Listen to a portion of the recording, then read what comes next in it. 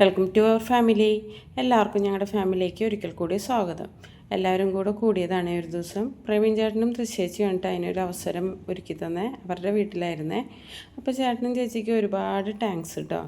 അപ്പോൾ ഇടയ്ക്ക് ഞങ്ങളിങ്ങനെ ഓരോ പരിപാടികളോ അല്ലെങ്കിൽ ക്രിസ്മസ്, ന്യൂ ഇയർ, ഓണം അങ്ങനെ വരുമ്പോൾ ഓരോ വീടുകളിൽ ഇങ്ങനെ കൂടാറുണ്ടേ. ഇത് പെട്ടെന്ന് പ്ലാൻ ചെയ്ത ഒരു പരിപാടിയായിരുന്നേ. അങ്ങനെ ഞങ്ങളെല്ലാവരും കൂടെ ഓരോ ഭാഗത്ത് കൂടും. പെണ്ണുങ്ങളൊരു ഭാഗത്ത്, ആണുങ്ങളൊരു ഭാഗത്ത്, കുട്ടീസെല്ലാം ഒന്നിച്ച്. കുട്ടീസ് ഡാൻസ് കളിയും പാട്ടും മേളവും ഒക്കെ ആയിട്ട് അവരും ചില്ലാവും. പഠിത്തത്തിൽ നിന്നൊക്കെ അവർക്കും ഒരു റിലീഫാകുമല്ലോ.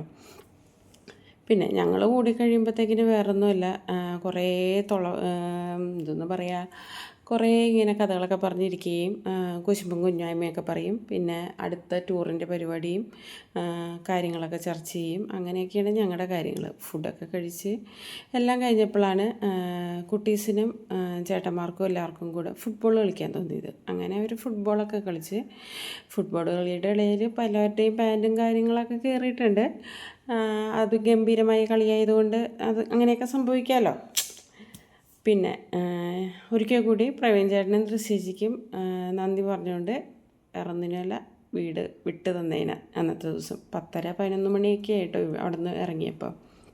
അപ്പോൾ എല്ലാവർക്കും ബൈ ബൈ.